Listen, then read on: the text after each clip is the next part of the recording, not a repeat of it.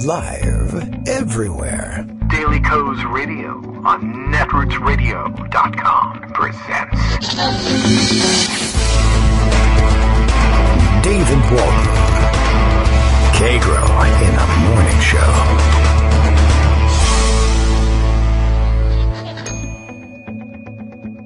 Now, here's David Waldman. Hey, good morning, everybody. How you doing? It is Friday. Oh, no. I still haven't fixed anything. It is, what are we on? Friday, March 6th, 7th, 8th? March 8th. Let's say it's March 8th. I know if I click on the thing, it'll tell me. There we are. Friday, March 8th, 2019. Yes, thank you very much for sending along. I did get corrections on how I can reset my preferences so that I get the full date in there. Apparently, on the newest operating systems for the Mac desktop, they no longer I guess they decided nobody needed to know what the date was. It's just fine to let you know that it's Friday, and that's really enough, because you know how often does that come around. But if you hover over it and you click on it, it'll show you the thing. Open. Maybe we won't do it now. I'll wait for the break to open date and time preferences and look for the correct setting. Although last time I did it during the show, I had no success because I can't concentrate on the two things at once. I'm not good at multitasking when I'm in a new part of the computer or that I just don't visit very frequently. It was a simple task, but I was thinking about you, the listener.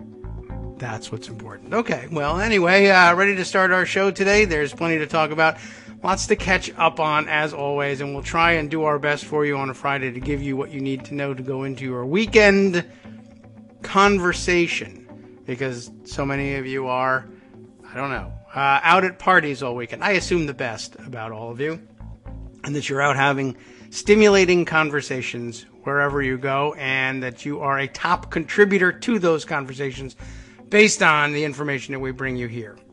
All right, let's see. The chatter this morning, mostly, I guess, still about the late-breaking news from yesterday about Paul Manafort's sentencing, if you can call it that, in his case in the Virginia courts, the Virginia federal courts. And it was a disappointment to a lot, and with good reason. And we have, let's see, we have the, I don't know, we'll take, whose report should we read about how much time Manafort got? I guess what I should be doing is going over to Daily Kos and finding out what report we're using on this. And I grabbed last night a HuffPost report on the sentencing. I see Georgia has it in the morning roundup. That's, of course, well, she's right. These are the headlines all over the place, and she caught a bunch of them, and some better than others. But as you know, Manafort sentenced in the Virginia case, while I scroll through the front page of Daily Kos to see if they have coverage for it elsewhere, to 47 months in, I guess it would be in federal prison rather than jail, because it's a long enough term. And that's not a whole lot. That's, I guess, just short of 4 years, which would be 48 months. I'm not really sure why he stepped it down even further. Lots of criticism of the judge about departing so markedly from what should have been, well, I don't know how you feel about mandatory minimums, etc., but the guidelines asked for considerably more. Here's Mark Sumner's summation of it. I'll see what sources he drew from as well. Paul Manafort sentenced to 47 months in the first of two sentencing hearings. Let me just make sure that I have this readable and filed for all of you who are listening on podcast and want to check, did I read that correctly? Well, yes, you can check up on that by clicking through the links that we have in the daily show summary prepared by Scott Anderson. Thanks very much, Scott. Former Donald Trump campaign manager Paul Manafort has been awarded, that's true, a stunningly brief 47-month sentence. I did see mentioned on Twitter last night that I guess he has been in prison awaiting this sentencing for something on the order of 9 months. So he might, in fact, serve something closer to 3 years, and then with good behavior, because he's a great guy, as we'll learn in the story, maybe get out even sooner. Anyway, also, by the way, lots of commentary surrounding this story with respect to the question of whether or not we should be advocating for longer sentences for him in order to even things out as between, say, Manafort and his white-collar crime, as they call it, and regular street crime, which is what we pin on people of color instead and put them away for years and years. Lots of great examples, too numerous to mention, too numerous to even discover. These are the same ones were being mentioned over and over again, of poor people and people of color being sentenced to horrifically long sentences for relatively minor infractions, whereas Paul Manafort, well, you know the story. But also a lot of counterpoints being made about, well, maybe no one should be sentenced to this length of time, and it's perhaps best that others see their time revised down rather than revise Manafort's up. I don't know. I haven't given it that much thought. Not my usual beat, but you can always interest me in a discussion in it. By the way, this piece that Mark Sumner put together, illustrated with an AP photo in which you can see Manafort adopting the president's tie practices, tying his tie, I think, rather extraordinarily long, leaving a very short tail on the other side. I don't know. Are their ties cut? Are they just bigger people than me?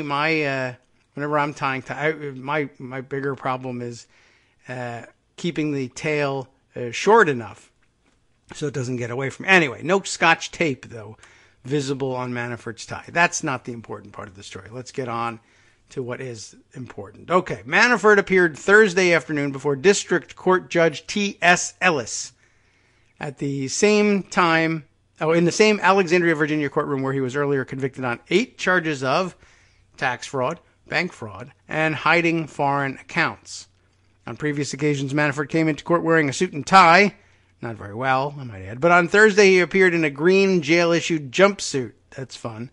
He entered the courtroom in a wheelchair, carrying a cane across his lap. I'm surprised he didn't have a neck brace on as well. And then we could all discover whether or not that was real by dropping the briefcase on the table. During the hearing, Manafort's attorneys presented requests for a reduced sentence on the charges. And I'm sure there were people in the audience saying, yeah, right. But then I guess anybody who knew the judge, it turns out now, we find out, they would have seen this coming. The attorneys then presented the judge with a statement from Manafort expressing his acceptance of responsibility. It's a little late on that front. Ellis announced that Manafort was due no credit for the statement since he disputed the facts at trial. Right. When prosecutors got the chance to speak, they told Ellis that Manafort had given them nothing and that the only reason they spoke to him for 50 hours was because what he did say were lies which misled them and took time to resolve. After a recess, and that drove everybody crazy, I saw them waiting on Twitter for the recess to be over, Manafort addressed the judge. Manafort opened by saying, "The last 2 years have been the most difficult years for my family." I'm not certain about your wife, but okay. "Humiliated and shunned would be a gross understatement, though all your statements are gross, sir. And that while he was in prison, he had much time to repent." Not that he took any of it, but he did have the time. Some low-flying helicopters out here. They'll help you pinpoint my exact location if you have their flight pattern. Anyway, however, at no point in his speech did Manafort appear to confess to or apologize for his crimes. It's a big missing element in this. Anyway, he delivered his speech from the wheelchair, which I guess is what you would do if you were trying to pretend you needed a wheelchair. After a brief recess, Ellis addressed Manafort and delivered his sentence. He announced that he considered the recommended 19 to 25-year sentence guidelines excessive, and said, amazingly, that Manafort, convicted of 8 crimes in his court and 2 in another, had, quote, lived an otherwise blameless life, was a good friend to someone, I guess, I hope not the judge, and generous person to others. I am not certain where this came from. Lots of outrage. over that pronouncement, and justifiably so. Manafort was, in fact, a horrific monster, still is, and saying that he lived an otherwise blameless life is ludicrous, but that gives you some idea of where the judge is coming from, I guess. So apparently, all along, reporters have noted that the judge has been noticeably biased against the prosecution in these proceedings. But I guess not enough to declare a mistrial, just generally speaking, disinclined to believe the prosecution, which is not a terrible position for a federal judge to be taking, generally speaking. That should be said. Manafort becomes the fifth person sentenced under charges developed from special counsel Robert Mueller's investigation. Trump advisor George Papadopoulos was sentenced to 14 whopping days for lying to investigators. Attorney Alex van der Zwaan was sentenced to 30 days for making false statements. Richard Pinedo, a California IT specialist who helped Russian agents obtain fake identities, was sentenced to 6 months in jail and another 6 months of home detention. And Trump's former personal attorney Michael Cohen was sentenced to 3 years and 2 months for campaign finance violations, tax fraud, bank fraud, and lying to Congress. The sentence handed down on Thursday will not be the total of Manafort's punishment. He is due to appear, in a Washington, D.C. court again next week to be sentenced on charges of money laundering and witness tampering, to which he has already pleaded guilty. So we do get a sort of second bite at the apple there. In that case, he will appear before District Court Judge Amy Berman Jackson, the same judge currently dealing with Manafort's former business partner Roger Stone. There's an updated edition here from late in the afternoon / early evening, 7:34 Eastern Standard Time, which is about to change again this weekend. Won't comment on the wisdom of that. The 47 months isn't the complete sentence, Mark adds here. Manafort will pay an as-yet undetermined restitution to the government expected to measure between $6 and $25 million. He will also pay a somewhat laughable $50,000 fine and will be under supervised release for 3 years after his sentence is completed. None of which makes the sentence much more than the lightest possible and a slap in the face to the special counsel's office. Both former Trump National Security Advisor Michael Flynn and former Trump Campaign Deputy Chair Rick Gates have pleaded guilty and are awaiting sentencing. Their sentencing hearings have been delayed due to their cooperation with the special counsel's office and other investigating agencies. Manafort's statement that he had been, quote, humiliated and shunned, unquote, seemed to mimic statements that had earlier been made about Manafort by Trump, increasing speculation that Trump may decide to pardon his former campaign manager. Is that supposed to be like code? If you want the pardon, say that you've been humiliated and shunned. The sentence badly undercuts the request from Robert Mueller's team and certainly shows a disrespect for this team by Judge Ellis. The sentence is the kind of result that might reasonably encourage others involved in the investigation to refuse cooperation. The incentive to tell all they know for those like Roger Stone who are still facing trial, or those like Michael Flynn who are still facing sentencing, just took a dive. However, Manafort's sentence could be extended by 10 years if he receives the maximum in the second trial.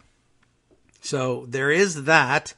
I'm not certain how much hope you should hold out for that, just because, judges, I don't know. Cases like this, I rarely see anything like the maximum being handed down, but I don't have that much experience watching the sentencing of high-profile political or politically charged trials being handed down. But, there we have it. Now, I did see earlier in the morning a retweet of a text. Oh, no, I'm sorry. I guess this was the original tweet, perhaps had been, or maybe it had been retweeted into my timeline, from Sarah Kendzior, who just a scant 24 minutes ago, I guess, or maybe she retweeted herself 24 minutes ago. Well, that's a situation for you. Anyway, we have this discussion, which, let's see, her addition to this discussion of the sentencing. She said, when is this? So this is a continuation of a discussion from as far back as last September. 9/14/18, as a matter of fact, it's part of this chain. I'm just curious about what else this is connected to. Saying, I'm more wary than gleeful. Others who made Mueller agreements, like Flynn and Papadopoulos, faced minor repercussions and brag about their victories. Trump is consolidating power and packing courts, another big issue of the day. I'm waiting to see if Manafort actually cooperates and justice is actually served. And I guess that conversation then got picked up last evening with other people talking about the ridiculousness of the ridiculous lightness of the sentence. Now, her response to them as of this morning about the judge was that Ellis, the judge, is corrupt. That's the way she puts it. But he was also threatened to the point where he had to have a security detail. Berman, who is the judge in the D.C. case, and will still be sentencing him for 2 more counts. Also, as we mentioned, as Mark mentioned in his piece, the judge handling the Stone case and a few other aspects of these investigations. Berman started out strong, was then threatened by Stone and possibly others, and has since treated him with kid gloves. I'm not certain of the characterization, but I do know that people have been accusing Stone of having been in violation of his restraining order, his gag order, for some time now. There was some objection to whether or not the comments he made at first, were not. I'm not talking about a pardon here. Pardon me. I had to mute the microphone for just a moment, but the first complaints that Stone might have been in violation of his gag order were disputed, at least by Marcy Wheeler, and I thought she had a pretty good point that the loophole that was allowed to him to speak out in his own defense, or to assert his innocence, rather, should be allowable. But since then, there have been a number of other accusations, and in fact, the Mueller team has come in with a memo alleging that he is, in fact, in violation of the gag order, and so far we've seen no repercussions from that. But continuing with Sarah's comment here, Berman started out strong and was then threatened by Stone and possibly others, and has since treated him with kid gloves. People should be paying far more attention to the threats. That seemed relevant to me, or at least worthy of note and passing along. We'll pocket that one and include it for your reference later, so you can keep an eye on what Sarah Kendzior has to say about this situation as events warrant. Okay. Another big story of the morning, and I guess we have a little bit of time to deal with this one before our break comes. Of course, it would be a lot better if the pocket on this iPad would simply, just stay open. That'll be helpful. This is a new one.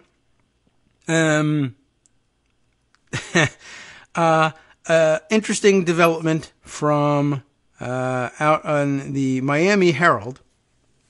Let me make sure let me open this in Pocket on the desktop, because the view of these things, as you know, is different on the desktop than it is on the iPad. And I want to make sure I get the writers correct. Yeah, okay. Because I took it from one of the Miami Herald writers on Twitter, and so I thought it might be her story, but the byline comes up different. So just checking. Sarah Blasky, Nicholas Nehamas, and Caitlin Ostroff writing this for the Miami Herald. Let's see. Comes out, it was out today, or at least updated today. Trump, this is a great one. You know, he's in the news a lot, this Trump fellow. Trump cheered Kraft's team to Super Bowl victory. That would, of course, be the New England Patriots. Yes, we hear you up there in Maine, Bill. Very funny. Anyway, more to the point, of course, Robert Kraft in the news a lot lately, and some of it not even for the football operations. Trump cheered Kraft's team to Super Bowl victory. We know they're friends. That makes sense. With the founder of the spa where he was busted. That's interesting development, and probably one that nobody really needed. None of those two guys really needed or wanted reported in this way. And again, note the care taken in the language. The founder of the spa where he was busted, not the operator of the spa where he was busted. There is some question as to, the control of the operation. I'll read you the story. It's not that long. I think we can get through most of it here.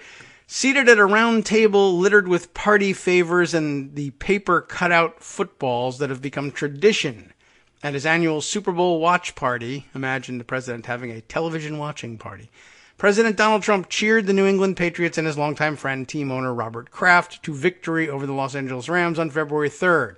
Thanks for telling us who they played, when it was held, all important information. Sometime during the party at Trump's West Palm Beach Country Club, you know the one, the president turned in his chair to look over his right shoulder, smiling for a photo with two women at a table behind him. Always problematic, really, for this guy. The woman who snapped the blurry Super Bowl selfie with the president was Li Yang, and that's L-I. Li Yang, 45 years old, a self-made entrepreneur. That's interesting. I mean, I assume she's doing well as an entrepreneur. Everyone's a self-made entrepreneur. It's just a question of, are you a self-made millionaire thanks to your entrepreneurialism or what?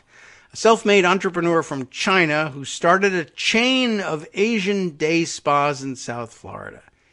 Yeah. All right. Well, let's continue on. Over the years, these establishments, many of which operate under the name Tokyo Day Spas, Tokyo being, of course, Japanese, she Chinese, but whatever.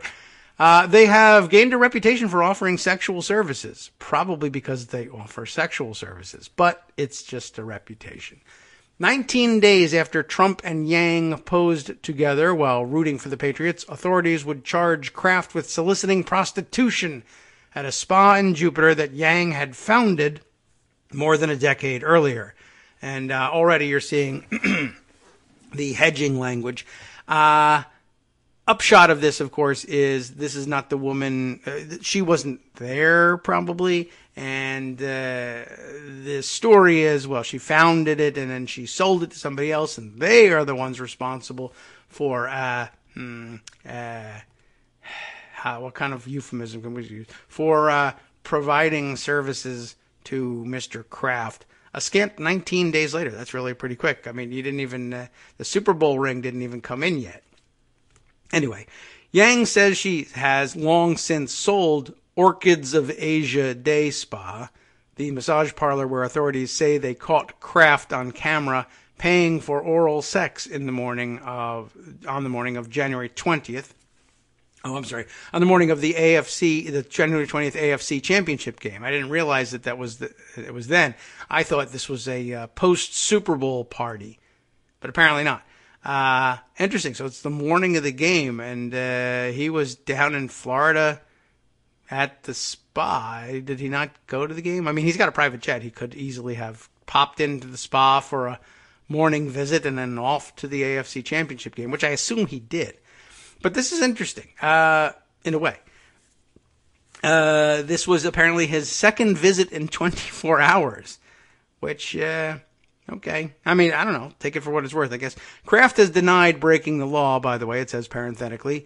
Yang, who goes by Cindy, not Lee, was not charged in the multi-agency anti-human trafficking operation last month that shut down 10 Asian day spas in Florida, none of which are registered to her or her family. So that's a pretty important caveat. But clearly they think they've got an interesting story here. And here I am interested in it. The Kraft bust brought global attention to the proliferation of Asian day spas across the country, some of which are thinly disguised houses of prostitution, and experts say could be engaged in human trafficking to fill demand. Yang's family still owns several South Florida spas. The family's Tokyo Day Spa branches have attracted the attention of at least 2 local police agencies over allegations of prostitution and are discussed online as places where men can pay for sexual extras.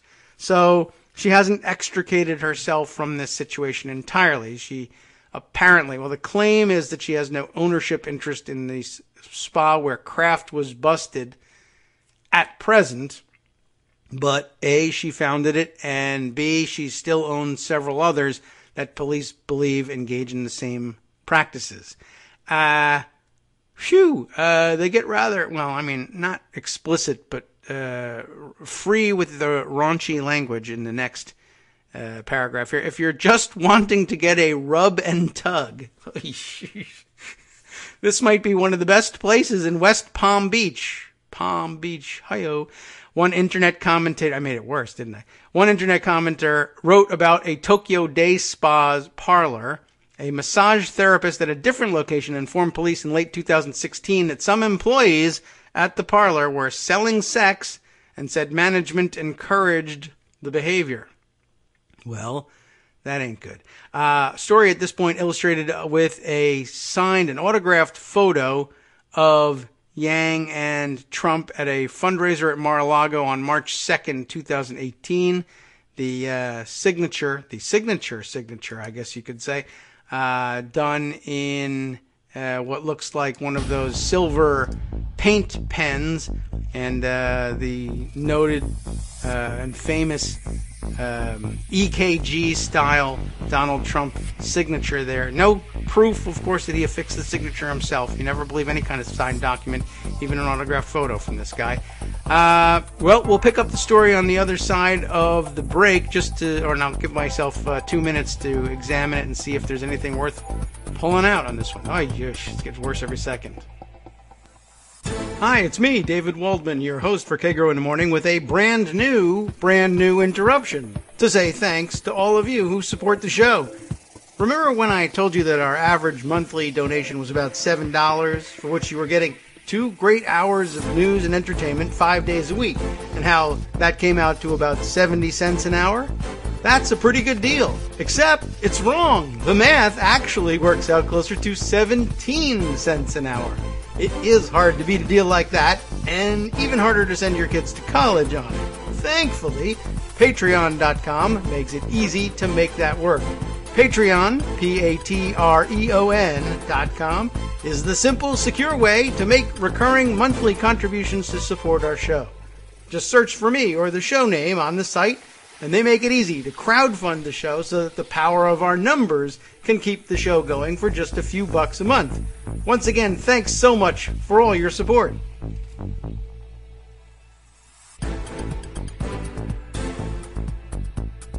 Welcome back now to the Kagro in the Morning Show here on Netroots Radio. I have decided to continue with the story. Probably would have decided that even if I hadn't reviewed it, because what the hell else am I going to do? It's actually, there are a million stories that I have to get to, but this one seems to lead to a lot of things, actually. It might give us some ideas of where to go next with the story, but there's a lot of inclusions in this story that I find fascinating. By the way, as I mentioned, illustrated with a signed photograph with Yang and Trump in one of his shorter ties, as a matter of fact. Here at a fundraiser at Mar-a-Lago, March 2nd, 2018, she received a signed photograph. A flyer for the event advertised a reception photo and 2 seats for a dinner with President Trump for a donation of $50,000, if you want to know what kind of money she's forking over, and wants to, of course, you can give some thought to how she's getting the money along with it. But again, I guess here we say, good reminder of the discussion of the other day about where Trump's laundered money comes from, whose money he's laundering, and in some cases, whose money ends up in his political bank account. I mean, as a political fundraiser, I guess it wouldn't. Anyway, $50,000 of maybe sort of sex trafficking money in there. We only say maybe sort of because you know how it is in this country, innocent proven guilty, lots of lawsuits, etc. So we say allegedly this stuff is going on. In a brief phone interview, Yang said she and her family have never broken the law, but did not answer questions about whether she knew of the allegations that therapists in her spas were offering sex. She added that she was out of the business. Interesting.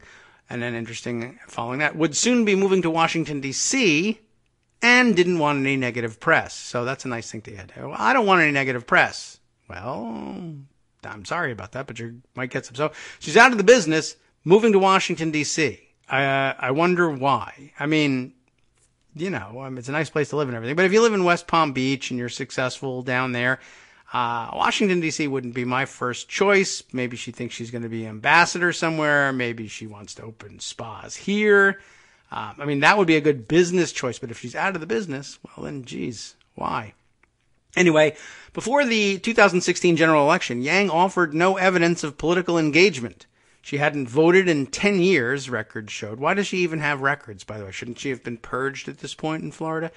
But she now has become a fixture at Republican political events up and down the East Coast. What do you know?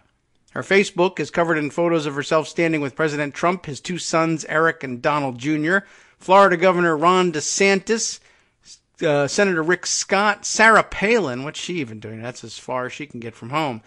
The president's campaign manager, you know him, going to jail, and an assortment of other high-level Republican operators she has met at charity events, political fundraisers, and galas, many of which require hefty donations to attend. She sometimes carries a rhinestone-encrusted MAGA clutch purse. Well, that'll get you interested in politics if people for whatever stupid, scammy reason, win the presidency. You'll take a personal interest, I'm sure. Here is, by the way, such a photo, and it is captioned, future Florida Governor Ron DeSantis, he is the current Florida governor now, attended I said this story ties together so many threads, attended a pro-Israel gala at Mar-a-Lago on February 25th, 2018. It's sort of an interesting combination of factors here. The event was also attended by Cindy Yang. It says here in parentheses, far left, meaning she's on the far left in the photo. Not that she's being attacked as a far left partisan by Donald Trump. Tickets, a mere $1,000 per person, according to the Israeli newspaper Haaretz, which just goes to show something. I don't know. Is that an anti-Semitic trope in some form? Can we turn that into one? We need a resolution about me. Oh, yes, by the way, last night news also, they decided to move that anti-Semitism and everything else resolution yesterday, which was a bit of a surprise for us. In the morning, it sounded like the thing had been called off, but eventually they got around to saying, well, we won't name Omar in it personally, and we'll add all sorts of other hate speech to the list of things we don't like and pass it that way. And I guess the other big story was there were some 23 Republicans who voted against it, including, by the way, Lee Zeldin, who I think has been one of the big mouths on the anti-Semitism stuff.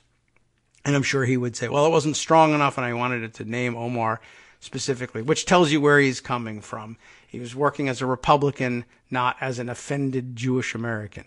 Anyway, continuing with this story, Yang has shown considerable political largesse, I guess, since then. Since 2017, she and her close relatives have contributed more than $42,000 to Trump Victory, a political action committee, and more than $16,000 to the president's campaign. In February of 2018, Yang was invited by the White House to participate in an event hosted by the Asian American and Pacific Islander Initiative, an advisory commission Trump established by executive order the year before. Later in the year, she attended at least 2 more AAPI events in Washington, D.C., according to her Facebook page. The White House, the Trump campaign, and the Trump Organization did not respond to requests for comment. A fairly common practice, particularly in the Trump White House, but not uncommon to prior administrations, just sort of creating these honorary commissions. And, they tend to get filled with people who are political supporters, financial supporters, friends, people you run into somewhere. And depending on the quality of the person serving as president and the company they keep, they are either scummier or not so scummy, depending, again, on the person. Though this does also raise another issue that I didn't put aside in pocket, and perhaps we should search around for it, but you may have heard the story of, I think I know how I can find it too, The Mar-a-Lago member, a cosmetic dentist in Scranton, Pennsylvania, who apparently spends plenty of time at Mar-a-Lago, apparently had an idea about how to deliver some sort of result or another in veterans' health care, and basically scrawled it on a notepad, a Mar-a-Lago notepad, and handed it over to the president and said, basically, I want to say, here's what your policy should be. And I don't know what the proposal actually was. I think I have it here if I scroll enough. Yes. But handed him a proposal, and it got kicked up the chain. Essentially, the president took it and said, gave it off to an aide somewhere with a note, a handwritten note. Give this to the VA secretary, make this sort of thing happen.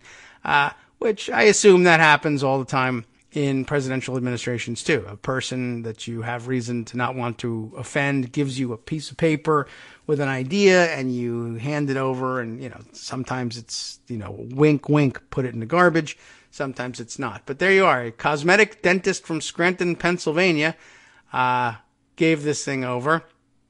And of more interest, of course, was the fact that this thing was addressed, "Dear King," like King Donald. That's sort of interesting in the way that you get an inside view of what sort of relationship these people have with the president. And they view his presidency as a ticket to personal success or ability to personally set policy for things or suggest policy. And okay. ProPublica, I guess, was the first with the story. Let me roll back just out of this Cindy Yang story for a second and let you know. Trump's golf buddy pitched the president on an oversight committee for federal spending on dental care. He then cited the project in an effort to expand his dental practice. And that's the real issue with all of this stuff. Here's a picture of the piece of the note here on Mar-a-Lago stationery. "Dear King, good seeing you this weekend. This is a short summary of where something. I mean, we could read through the whole thing. There's a notation up at top, in addition, a red ink stamp that says, "The president has seen." And then a note from Trump, "Send to David S. at the VA." I love how he refers to people, Send to secretary would be a nice idea. Send to secretary or send to VA secretary. David S. That's how he remembers people. Tim Apple, David S. Anyway, we'll leave that story aside and see if we want to get back to that one later on. But this Asian spa thing, I guess, leads to a lot of stuff. Let's continue with that story. Next section of the story, and it's a long one. Hangers on. Let's see if we continue to derive benefit from this. As some established political elites have distanced themselves from the president, a new group of people is filling open seats at political events. Some are businessmen, like Kraft, who have always been influential because of their wealth, but under Trump have gained additional or added political status. Months before the bust, it says in parentheses, Trump thanked Kraft for his role in a major international success. Was there one? Clinching the 2026 World Cup for North America. Others in the Trump orbit are political novices like Yang, who came to the United States roughly 20 years ago. In 2007, Yang started what would become a large chain of Tokyo day spas. There's a photo of one here. Let's see, anything of interest in this? It's a strip mall in Palm Beach Gardens.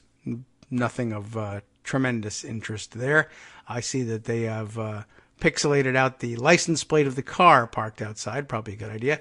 The first to open was her flagship, which is still in business and run by her husband, Zubin Gong, in Palm Beach Gardens. The next was a Tokyo day spa in Jupiter that would later become Orchids of Asia after Yang sold it to another businesswoman, Hua Zhang, around 2013. And that doesn't necessarily end the saga. We don't know who Zhang is and what their relationship is. Interesting, too. I guess I'm mildly curious as to why the Tokyo designation? All right. Well, anyway, Zhang, who was charged in February with racketeering and running a house of prostitution, has pleaded not guilty, declined to comment when contacted at her Martin County home. So she still owns it. Online reviews from prior to 2013 suggest sex was for sale at the Tokyo Day Spa Jupiter location even before it became Orchids of Asia. So good hint as to how her business runs, but not definitive proof. Although the name and ownership of the location have changed, the decor has not. I don't know how much that tells us. A photo from a Tokyo Day Spa Yelp review shows the same couch, the same wall hanging, and the same faux plants as now. I don't know how much, again, that tells us, except I wouldn't sit on that couch. Used to be known as the Tokyo Day Spa and Massage, most of the same girls still work there, a Yelp reviewer wrote of Orchids of Asia in 2013. Over the past, and of course, because if they're trafficked women, if they're sex slaves, I assume they run with the property, as they used to say in the olden days of slavery, and still do about other chattel. Over the past decade, Yang and her family members have opened at least 6 locations across Palm Beach and Broward counties, including a massage school established in 2011. That way they can grab up student loan money. And several nail salons. In at least 3 cases, online classifieds written in Chinese indicate Yang opened the spas and then flipped them, advertising sales prices ranging from $55,000 to $88,000. So that's part of the business too. Open them, flip them, then you won't be the owner when they get caught. It's a smart business plan. When they get busted, you're gone. Even though you're the one that set it up probably as a house of prostitution, as they put it in this piece. Online classifieds written in Chinese as well. Is that a American printed and circulated Chinese language newspaper? Yargle bargle something, you're in America, speak English. Just want to put that one on the record too. Connect it to yet another thread that runs throughout our political commentary. Organized networks of massage parlors offering sex are common, according to Bradley Miles, CEO of Polaris Project, a nonprofit dedicated to ending human trafficking in the sex work industry. One wonders how come Bradley Miles is so familiar. Well, there's your answer. Perfectly innocent. In fact, laudable. I think. You never know. Your faith in everyone is shaken these days. The parlors have licenses allowing them to operate the illicit part of their businesses behind a smokescreen of legitimacy. Okay. Let's see. Rating massage parlors isn't hard, but proving human trafficking is. Having a school associated, this is, I guess, a next. Oh, I'm sorry. Is that supposed to be that's actually a teaser for another story that you can read afterwards. Rating massage parlors isn't hard, but proving human trafficking is. That probably is a difficult thing. Anyway, continuing with the story, having a school associated with several locations that are engaged in illicit massage business, it's one more way of appearing legitimate, Miles said, commenting generally rather than specifically on Tokyo Day spas. He said the owners of such chains often use schools to recruit and groom women to work in their parlors, even giving them the answers to the licensing exams, which I would guess are probably not that difficult to begin with, but okay. Giving them the answers ahead of time if they are good candidates for sex work. Wow. Okay. I'm not sure what to make of that exactly. It's pretty clear what it means. But remember, again, and it reminds us of yet another story that we found out the other day. And I should have links for all of these, and I don't think we do. Once again, projection all the way down. Trump does nothing else. Remember, of course, the big political scandal that came from word that Hillary Clinton had apparently been sent, I guess, the questions ahead of time for one of the debates by, was it Donna Brazile? Was that the story? And I mean, not good necessarily, but apparently news over the last couple of days that Trump, too, was forwarded questions ahead of time by Roger Ailes. Let me see if I can't get a clip on that one. Let's see. Trump, was it Ailes that sent it to him? I think we can probably come up with that pretty quickly.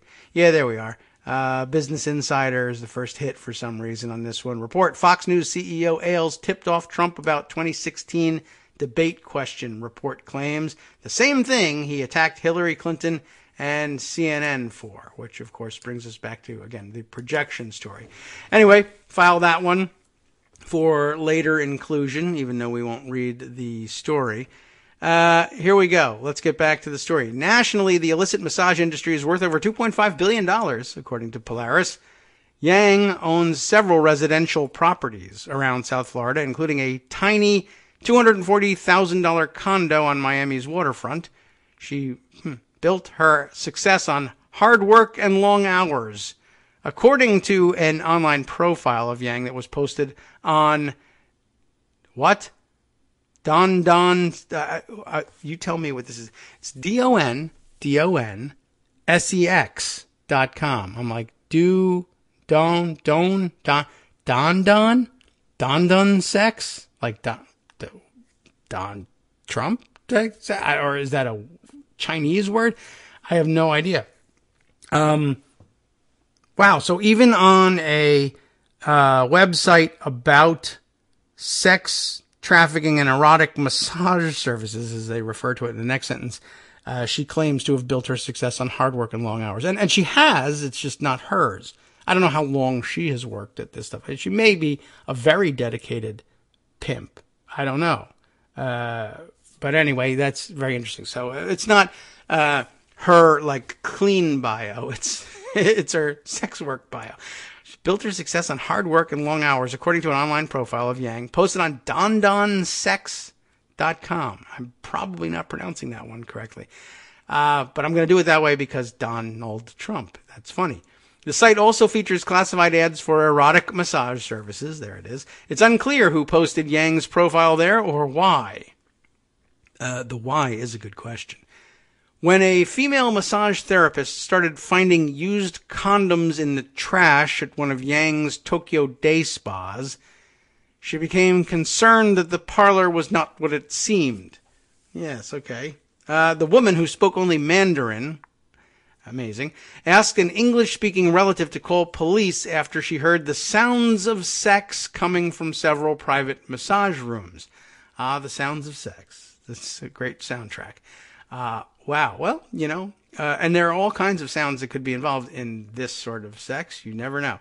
Her tip led a police vice squad to begin surveilling. This is terrible. The parlor from a van parked outside. The woman told the Miami Herald in an interview. Cops hidden in the vehicle took photographs of the people coming and going. Shoo. The woman said she went undercover, snapping pictures of receipts when no one was looking. After the trash was taken outside, she would call her relative, who would then ring up the cops. There should be some condoms out back, the relative would report. We may not pay our police enough. The woman, who asked the Herald to remain anonymous for fear of retaliation, slept on a massage bed in the back room during her time at the spa. She cooked on a hot plate. We did have these descriptions in the initial stories of the bust, right? On one occasion, the former therapist was giving a customer a massage when he exposed himself and demanded oral sex. She said she ran from the room crying. A manager was angry that the customer had been treated, quote, badly, the woman said. You cannot hurt the customer's feelings. The manager later said at a staff meeting, according to the woman. No charges have been brought as a result of the investigation. The Herald reviewed documents related to the case, but is not naming the police department in order to preserve the woman's anonymity. That wasn't the only Tokyo Day Spa location where sex was allegedly available. So, this is well established, I guess. The question is, do we need to continue with the story? I'm going to scan down and see if we get connected back to more political subjects. There is a screenshot of Cindy Yang's Facebook page featuring a photo of her, is that the MAGA clutch purse? I think so. With Donald Trump Jr. at another, or maybe one of the same, Mar-a-Lago, well, and as I call it, Pervalago. Gee, why do I do that? In late 2018 at another gala. I apologize for bringing so many strange websites to your attention. If Don Don sex is not to your liking, you might try. Oh my God. Seriously, this is funny in a way, except sex trafficking is very serious, ladies and gentlemen. Please, I'm trying to regain my composure to let you know that you could log on to rubmaps.com. I guess a way of mapping where you can get rubbed in various ways, I guess. That's awful. But on rubmaps.com, one comment warns that, quote, your mileage may vary, not how long does it take to get to the Tokyo Day Spa, but what your results will be. Your mileage may vary at Tokyo Day Spas, meaning sex may not be available depending on the therapist. So please call ahead. Been here many times. Some play, some don't. A man wrote in 2016, but others raved. I had one of those toe curling experiences, a reviewer said. Fantastic. It's good to know people are relaxed down in Florida because it's a rough life. Here, a section about the political awakening of Cindy Yang. Around 3 years ago, Yang announced that she was pursuing a new life in a series of Facebook posts. Her portfolio broadened to include an investment consulting business, a travel agency, and a charity. She learned how to launder bigger chunks of money. This is good news. The charity, founded in 2015 under the name Overseas International Female Organization, OIFO. I wasn't naming it for the acronym, I guess. Overseas International Female Organization. Is this like mail order brides as a charity? Well, it was originally intended to promote cultural exchanges for women, according to its mission statement. A few months later, the name was changed to Women's Charity Foundation. It's a little less stilted and probably doesn't draw as much attention. The foundation once hosted a beauty pageant at the luxury Biltmore Hotel, featuring young women brought in by, quote, entertainment companies. I am surprised that she took, this 2015, I guess she wasn't into Trump yet, as surely she would have moved the Women's Charity Foundation gala and beauty pageant to Pervalago by now. So that's it. Women's Charity Organization, promote cultural exchanges for women through beauty pageants. Who else do we know that is into beauty pageants? So they were brought in by entertainment companies, according to one of the event's co-sponsors, Lee Yoon, who told the Miami Herald the event was, quote, embarrassing, unsuccessful, and disorganized. The nonprofit doesn't appear in a database of active Florida charities. At the very end of 2015, Yang began donating small amounts of money to Jeb Bush's presidential campaign. In 2016... bad choice there.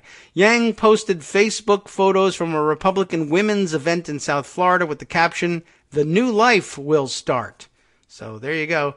Republican women empowering women with beauty pageants and sex slavery. Oh, and political donations to Republicans.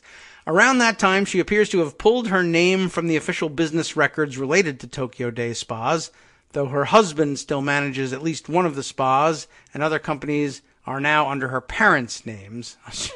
Let's lay it on the parents.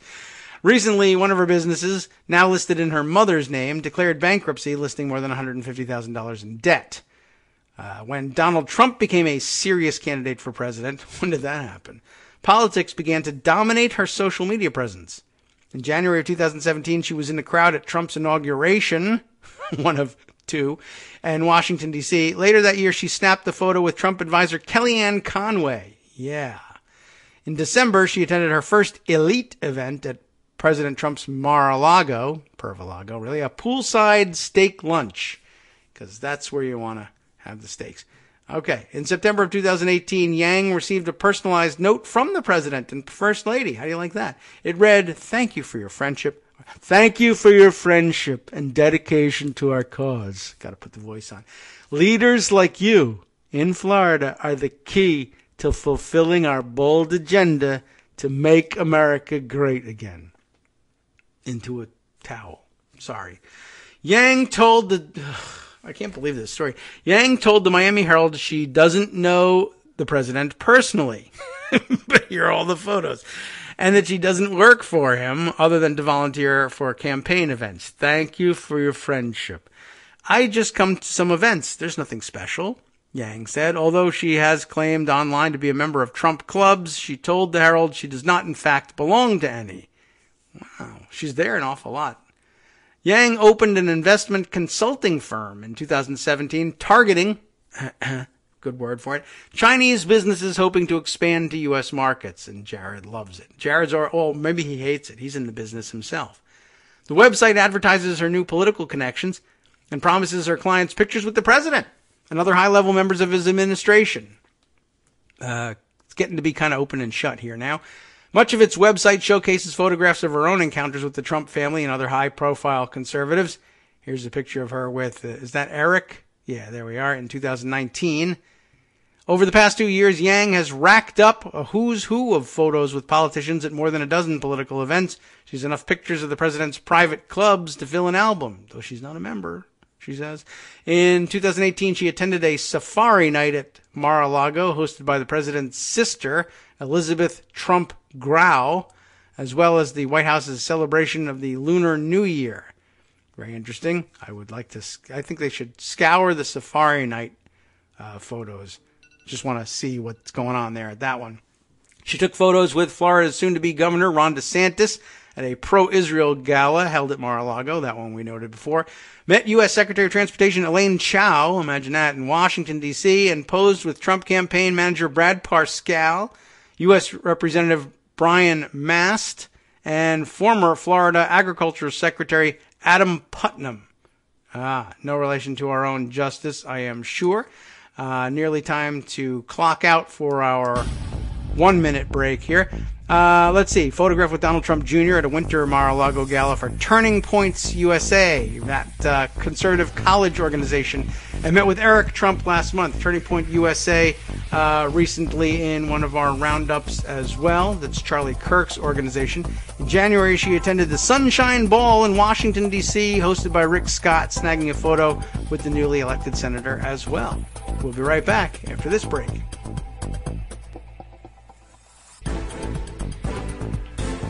Welcome back now to the Kagro in the Morning Show here on Netroots Radio. I see Bill is taking advantage of our good nature here, noting that today's Kagro X in the Morning bonus mystery phrase on Daily Kos Radio is rub and tug. Be caller 50 when you hear it, and you'll win a prize we can't describe on the air without running afoul of the FCC, which thankfully we're not subject to their jurisdiction, but yowza. Let's see, I guess everybody's tweeting about this story now. Yeah. Okay, well, we got to continue with this one, and let me just check in here and see what else might be coming in by way of notifications, just to see if, I don't know, in case anybody's wildly waving a red flag here, like, please don't go on with this story anymore, I can't take it, but so far, so good. Let's see. Oh, yes, some some great commentary here from, how shall we read it? Mech OT1, like mechanic, MECH. Mech OT1 commenting on the story with Robert Kraft's involvement. Kraft Services, very nice, a good one, and we'll have to use that one later on. So let's see, any others that warrant immediate attention, like nobody's saying don't read any further, or it's been discredited, or you're turning my stomach, or anything like that. All right, there's a little bit more to the story here. Where did we leave off with the Yang story? I got to scroll back up. Here we go with the picture with Eric Trump. Let's see. So there was the Turning Point USA gala at Mar-a-Lago, which is interesting in itself that they even had such a thing. In January, she attended the Sunshine Ball with Rick Scott. That would be a fundraiser for him, I'm sure. She also has posted photos of herself meeting conservative celebrities, including former vice presidential candidate Sarah Palin, still a celebrity, one-time Trump administration advisor Sebastian Gorka, Fox News host Jesse Waters, is he Waters or Waters? And actor John Voight. What a collection. Her Super Bowl selfie with Trump was captioned, "We love our president." I'm pretty sure she's lying about not being a member of Pervalago, I guess. But although it would be a very interesting story if she, in fact, were not a member. And there's an interesting story probably connected with that. How the hell would you even know? Because I would bet you anything that the president considers the membership list of A, no interest to investigators, B, no interest to government in general, C, of no interest to ethics watchdogs, and nothing we have any sort of right to see, which is a major emoluments problem all by itself.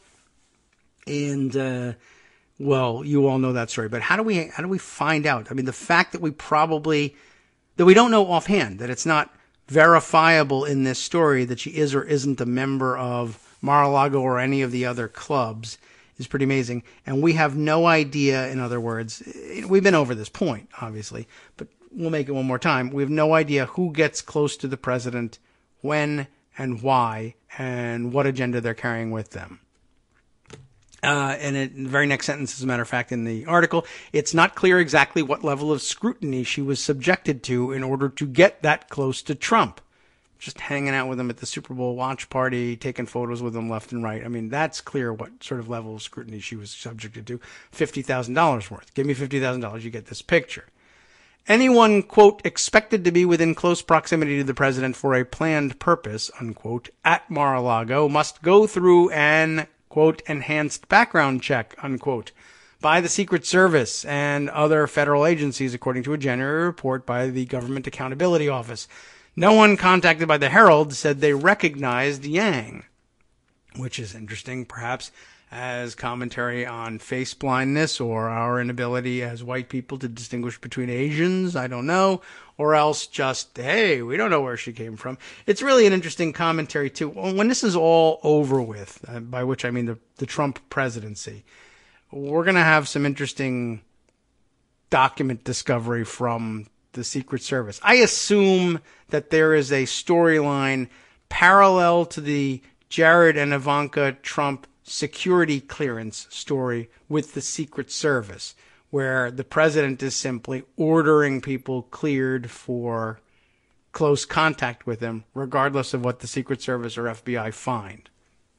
Anyway, let's continue on with this story. Brad Stewart, deputy chief of staff for MAST, said the Republican congressman doesn't know Yang or remember meeting her at the Palm Beach GOP Lincoln Day dinner at Mar-a-Lago on March 16, 2018. But the paper sure does. Chris Hartline, Rick Scott's communications director, said the senator had, quote, met literally hundreds of thousands of people over his 8 years as governor. He doesn't know this woman, unquote. DeSantis's press office did not respond to a request for comment. I'm thinking maybe all of these people have been to the spas. I guess, let's see, does that pretty much wrap it up? Finally, at the end, there's the selfie. We love our president. Trump has no idea who she is or how she got close to him at the Super Bowl watch party at Mar-a-Lago. We don't know who's a member of Mar-a-Lago. The Secret Service doesn't know who's getting close to him. National security, yada, yada. Never mind all that. Moving on, I think, from this subject, I guess, we'll go back to Pocket. There are a million other stories that we can get to, and I know that wasn't planned. But now perhaps maybe now's a good time to double back to that ProPublica story about the cosmetic dentist who wrote this policy pitch and sent it to the president addressed as King. I mean, that does hold some interest here. Let's take a quick look. Isaac Arnsdorf wrote this story. This was a March 6th story. You've likely seen something about it by now. Trump Mar-a-Lago buddy wrote policy pitch. The president sent it to VA chief. I will say this. Absent the fact that it's a Trump person and Trump involved in the middle of all this, and that tends to evidence a certain lack of qualifications, I will say this. For another president to take a policy suggestion from a cosmetic dentist from Scranton, Pennsylvania. I put it this way because I grabbed this story through Werder van der Horst's Der Wouter, as we know him on Twitter, and we've cited his comments a number of times. I take some disagreement, perhaps, in the abstract sense, when he says it is not encouraging that a cosmetic dentist from Scranton, Pennsylvania, who cannot properly fill out a state regulatory request, and there's proof of that in the tweet, would enjoy such access to the president and VA. So that qualifier at the end there, cannot properly fill out a state regulatory request, is meant, I think, to distance ourselves from the idea that generally that it's not encouraging that a cosmetic dentist from Scranton, Pennsylvania should be able to make a suggestion to the President of the United States. But that's actually not a bad thing in itself. With a competent president who can tell the difference between a good idea and a bad one, I would be encouraged that a cosmetic dentist from Scranton, Pennsylvania, who may very well have a great idea for what to do about veterans' dental care, can get to the president and get that passed on to the Secretary of the VA. However, I have my doubts, as you probably do, about the value of the suggestion and the ability of both the president, the Secretary of the VA, and the cosmetic dentist himself to keep accounts straight so that there's no funny business going on around the margins. But of course, with these guys, forget about it. No way. Of course it's going to happen. A handwritten note, the subheader says, to Trump, addressed Dear King,